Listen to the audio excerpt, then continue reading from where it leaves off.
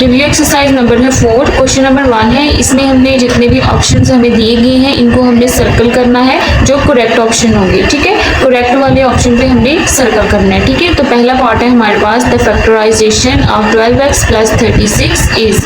तो ये जो वैल्यू है इसको हमने फैक्टराइजेशन से जो है वो सॉल्व करना है। ठीक है, तो इसकी फैक्टराइजेशन करेंगे स्टूडेंट। देखिए, तो इसमें से हमने देखना है कि कॉमन कौन सी चीज़ आती है। तो स्टूडेंट ये 12 इसमें से कॉमन आएगा। ठीक है, 12 इसके पास भी है और इसके पास भी है। ठीक है, तो जब हम 12 को बाहर कॉमन लेंगे तो रिमाइंडर हमारे पास यहाँ पे x आ जाएगा, प्लस 12 को 3 के साथ मल्टीप्लाई करेंगे तो 36 आ जाएगा। ठीक है, तो इसमें हमारे पास इसका जो आंसर बन रहा है वो a वाला बन रहा है। ठीक है, तो इसमें जो आंसर है वो a वाला है। एमसीक्यूज नंबर 2 देखें, द फैक्टर्स ऑफ, इनके भी हमने क्या बनाने हैं, फैक्टर्स बनाने हैं। ठीक है, अब ये जितने भी ऑप्शन में दिए इसमें फैक्टराइजेशन इसकी कैसे करनी है।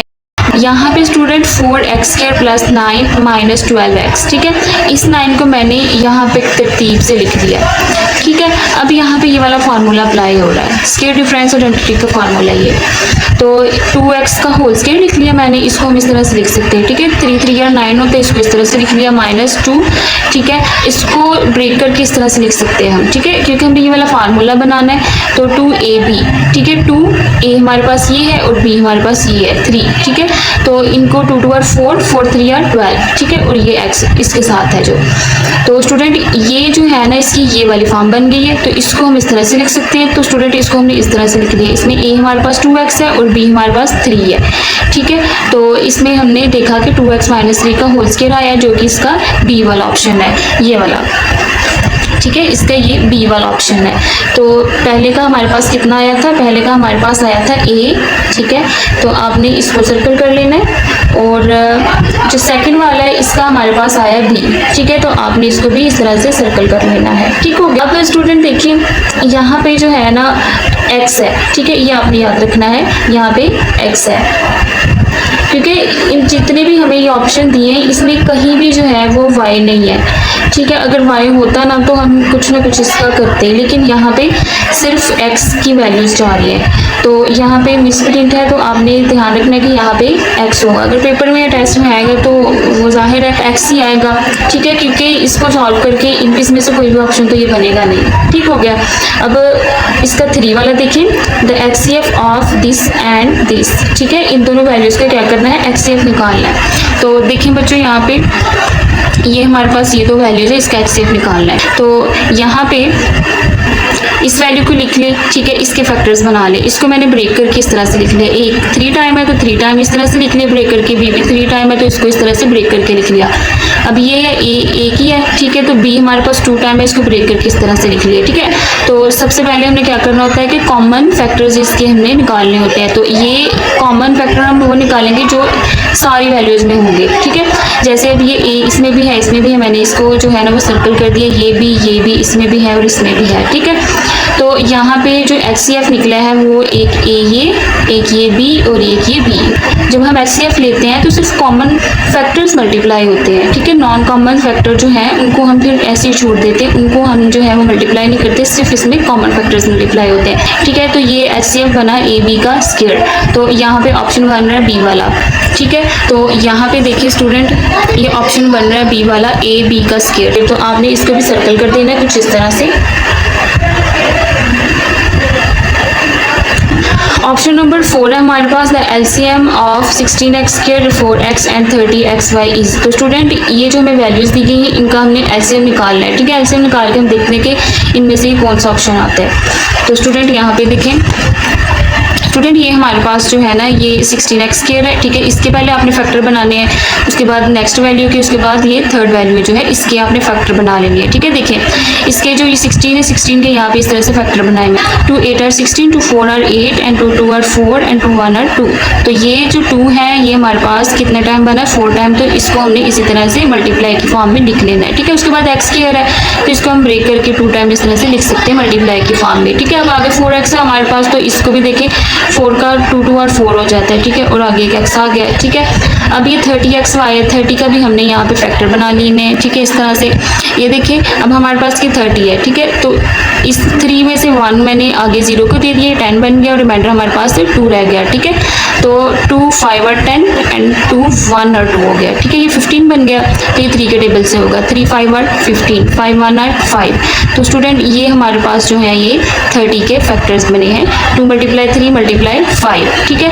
अब ये एक्स वाई है, इसको हमने इसी तरह से लिखना है मल्टीप्लिकेशन की फॉर्म में। अब स्टूडेंट हमने सबसे पहले एलसीएम में क्या करना होता है कि हमने देखना होता है कि इसमें हमारे पास कॉमन कौन से फैक्टर्स बन रहे हैं। तो स्टूडेंट ये देखिए 2 ये कॉमन है, ठीक है, ये 2 इसमें कॉमन है। अच्छा ये जो एलसीएम होगा ना, एलसीएम में अगर कोई सिर्फ 2 वैल्यूज में भी कॉमन आ रहा है ना, तो आपने कॉमन लेना है। मीन्स दैट स्टूडेंट्स अगर HCF है ना, तो HCF में अगर हमारे पास 3 या 4 वैल्यूज़ हैं तो उन चारों वैल्यूज़ में वो नंबर होना चाहिए, फिर हम उसको कॉमन मानते हैं HCF में। लेकिन जो LCM होता है, अगर आपके पास 3 या 4 वैल्यूज़ हैं तो अगर उसमें से कोई सी 3 या कोई सी 2 वैल्यूज़ में वो कॉमन वैल्यू पाई जाती है, ठीक है, तो हम उसको कॉमन में कंसिडर करते हैं, ठीक है। जैसे अब ये देखिए हमारे पास यहाँ पे ये 2 इन तीनों वैल्यूज़ में ये कॉमन है, ठीक है। अब ये जो 2 है ये इसमें भी है और इसमें भी है, लेकिन इसमें नहीं है, तो ये 2 जो है वो कॉमन है, ठीक है, क्योंकि ये एलसीएम है, इसमें हम एलसीएम में ले रहे हैं, तो ये दोनों कॉमन हम कंसिडर करेंगे यहाँ पे, ठीक है।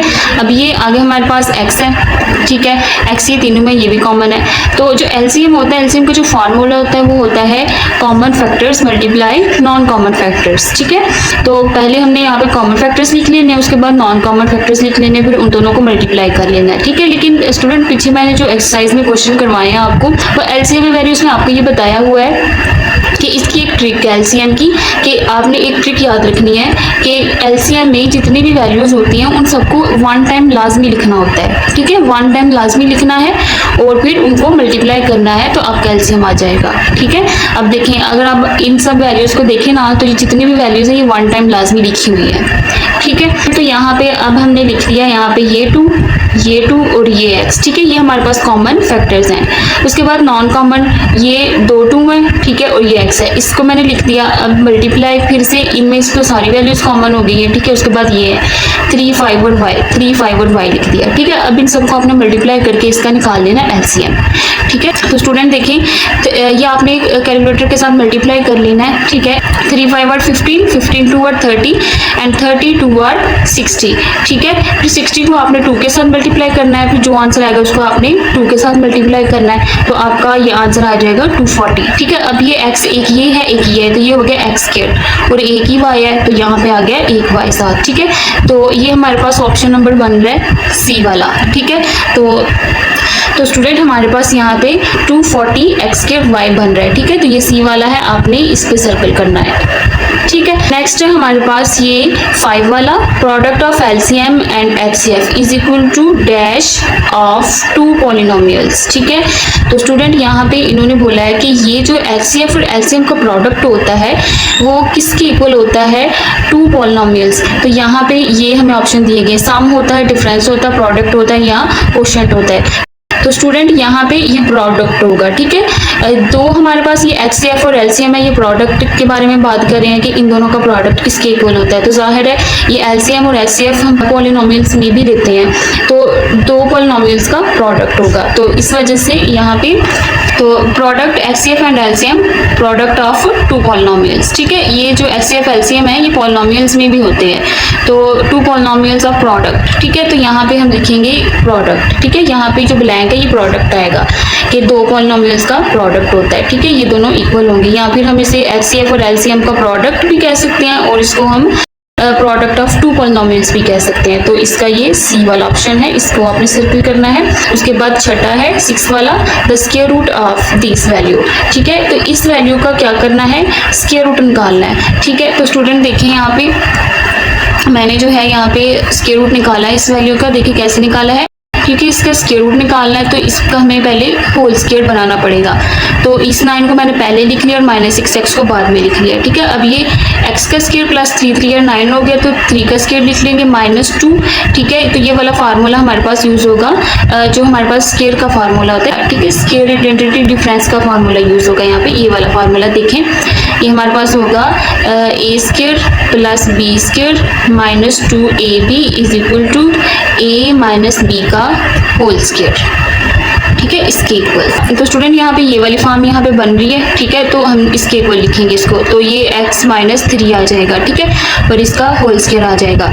तो स्क्वायर रूट लेंगे फिर, ठीक है, दोनों तरफ हमने क्या लेना है, स्क्वायर रूट लेना है। यहाँ पे मैंने लिखा नहीं है, लेकिन इस साइड पे जो है ना, इक्वल की साइड पे ये वाली वैल्यू चल रही है, तो दोनों तरफ हम क्या लेंगे, स्क्वायर रूट लेंगे, ठीक है। तो ये इसके साथ कैंसिल हो गया, तो ये प्लस माइनस x माइनस 3 आ गया, ठीक है। तो ये ऑप्शन नंबर ए बन रहा है। तो यहाँ पे आपने स्टूडेंट ए वाले पे क्या करना है, सर्कल करना है। नेक्स्ट 7 वाला है, the LCM of a minus B का whole square and a minus B का होल 4, ठीक है, इसकी पावर क्या है 4, तो इसका आपने एलसीएम लेना है, ठीक है। तो स्टूडेंट देखिए पहले इस वैल्यू को लिखने, इसके फैक्टर बना ले स्टूडेंट, इसको हम इस तरह से लिख लेंगे, ठीक है। नेक्स्ट हमारे पास ये वैल्यू है, ठीक है, तो इसके ऊपर जो इसकी एक्सपोनेंट है वो 4 है, ठीक है, तो इसको मैं ब्रेक करके 2 और 2 इस तरह से लिख सकती हूँ, ठीक है, मतलब कि इसके मैंने क्या बनाए हैं, फैक्टर बनाए हैं, ठीक है। तो इसमें देखिए हमारे पास कॉमन एक ये वाली वैल्यू और एक ये वाली वैल्यू आ रही है, तो इन दोनों को मैंने 1 टाइम लिख लिया, ठीक है, क्योंकि ये कॉमन आ रहे हैं, ये हमारे पास कॉमन आ रहे हैं, ठीक है। तो ये कॉमन वैल्यू आ गई और ये नॉन कॉमन हमारे पास ये आ गया। तो इनकी बेस सेम है तो पावर्स क्या हो जाएंगी, ऐड हो जाएंगी, और ये मल्टीप्लाई हो रहे हैं। मल्टीप्लिकेशन में बेस सेम हो तो पावर्स उसकी ऐड हो जाती है, तो इसकी होल पावर आ गई हमारे पास 4, ठीक है, 2 + 2 कितना हो गया, 4 हो गया, ठीक है। तो ये हमारे पास ऑप्शन नंबर सी बन रहा है। तो यहाँ पे सी वाला हमारे पास है a माइनस बी की पावर 4, ठीक है। एमसीक्यू नंबर 8 है, factorisation of this value is, तो इसकी हमने फैक्टराइजेशन करनी है। अब स्टूडेंट देखिए हमारे पास यहाँ पे जो है क्यूब वाली फॉर्म आ रही है, ठीक है, तो हम क्या करेंगे, देखिए यहाँ पे ये वाला फार्मूला अप्लाई होगा, ठीक है। देखिए x³ 1 को हम पहले लिख लेंगे, ठीक है, क्योंकि 1 का अगर हम 1000 पावर भी खुद से लेते हैं तो वो 1 ही रहेगा, इस वजह से हम इसकी 3, 4 या अपने क्वेश्चन के मुताबिक जो है ना इसकी पावर खुद से ले सकते हैं। तो प्लस 3x³ प्लस 3x, इसको इस तरह से लिखा, तो स्टूडेंट ये हमारे पास x³ आ गया, ठीक है, और ये 1 की क्यूब आ गया, ठीक है, प्लस 3x² 1, ठीक है। इसके साथ अगर हम 1 को ले लेंगे, 1 को मल्टीप्लाई करेंगे तो फिर से ये वही वैल्यू बनेगी, इस वजह से हमने इसको 1 को जो है ना, देखिए a कंसिडर करना है x और b कंसिडर करना है 1, ठीक है। तो ये a³ प्लस b³ बन गया हमारे पास प्लस 3, ठीक है। अब a² b चाहिए हमें, तो a हमारे पास x है तो a का हमने स्क्वायर ले लिया, b हमारे पास 1 है तो हमने साथ यहाँ पे 1 लिख लिया, ये मल्टीप्लाई हो रहे हैं, ठीक है, यहाँ पे भी प्लस 3ab² है यहाँ पे, ठीक है। तो 3 लिखा, 1 का होल स्क्वायर लिखा, ठीक है, क्योंकि यहाँ पे b हमारे पास 1 है, ठीक है, तो b हमारे पास 1 है तो 1 का स्क्वायर आएगा, a हमारे पास x है तो x इसी तरह से आ जाएगा साथ, ठीक है। तो ये वैल्यू हमने यहाँ से ली है, यहाँ से, ठीक है, ये तो 3x1 मैंने आपको बताया कि खुद से हम लिख रहे हैं मल्टीप्लिकेशन में, अगर मल्टीप्लाई हम करते तो फिर से वही वैल्यू बन जाएगी, इसकी वैल्यू में कोई फर्क नहीं पड़ेगा। जो इसकी ये वाली वैल्यू है ये इसकी ये वाली फॉर्म बन रही है, तो ये वाली फॉर्म बन रही है तो हम इसको इस तरह से लिख सकते हैं। तो इसमें हमने इसको लिख दिया a + b का होल क्यूब, तो इसमें a हमारे पास x है और b हमारे पास 1 है तो इसका होल क्यूब आ गया, ठीक है, और ये हमारे पास बन रहा है ऑप्शन नंबर ए। तो यहाँ पे देखिए स्टूडेंट ऑप्शन नंबर ए जो है हमारे पास ये है x + 1 का होल क्यूब, तो यहाँ पे इसका आ गया ए का सर्कल। एमसीक्यू नंबर 9 है, तो इसमें क्यूबिक पॉलिनोमियल की डिग्री के बारे में पूछा जा रहा है कि क्यूबिक पॉलिनोमियल की डिग्री कौन सी होती है। तो स्टूडेंट यहाँ पे देखें कि क्यूबिक पॉलिनोमियल की जो डिग्री होती है, जो पावर होती है वो 3 होती है, ठीक है। 2 वाले को हम स्केल बोलते हैं और क्यूब वाले को हम 3 बोलते हैं, ठीक है।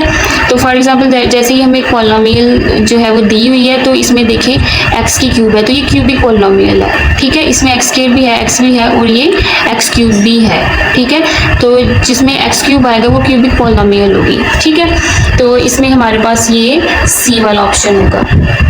इसके बाद 10 वाला है, one of the factors of, तो इस वैल्यू का वो कह रहे हैं कि इसमें से कौन सा फैक्टर है ये बताएं। तो स्टूडेंट ये देखें 10 वाला अब हमारे पास है ये, तो x का क्यूब ले लें -3 को आप 3 टाइम मल्टीप्लाई करेंगे तो 27 आ जाता है, ठीक है। तो ये एक फार्मूला बन रहा है, तो वो वाला फार्मूला हमने यहाँ पे ओपन किया है, ठीक है, x³ -3 की होल क्यूब। तो स्टूडेंट ये फार्मूला हमारे पास है, ये आपने पीछे एक्सरसाइजेस में पढ़ा है, a³ - b³, ठीक है। तो उसमें क्या होता है कि a - b A square plus A B और प्लस बी का स्क्वायर, ठीक है। माइनस वाले में मैंने आपको बताया था कि माइनस वाले में सिर्फ माइनस ये ए और बी के स्टार्टिंग में आएगा, दरमियान में, ठीक है। इसके अलावा सबके साथ क्या होगा, प्लस होगा, ठीक है। तो इसका ये वाला फार्मूला हमने ओपन करके लिखा है, ठीक है। तो देखें अब ये 3 का स्क्वायर है, तो 3 3 और 9 हो गया। तो स्टूडेंट ये जो फार्मूला हमारे पास, हमने इस फार्मूले को ओपन किया है, तो ये हमारे पास बन रहा है डी वाला ऑप्शन, ठीक है। तो डी वाला ऑप्शन हमारे पास है ए एंड सी।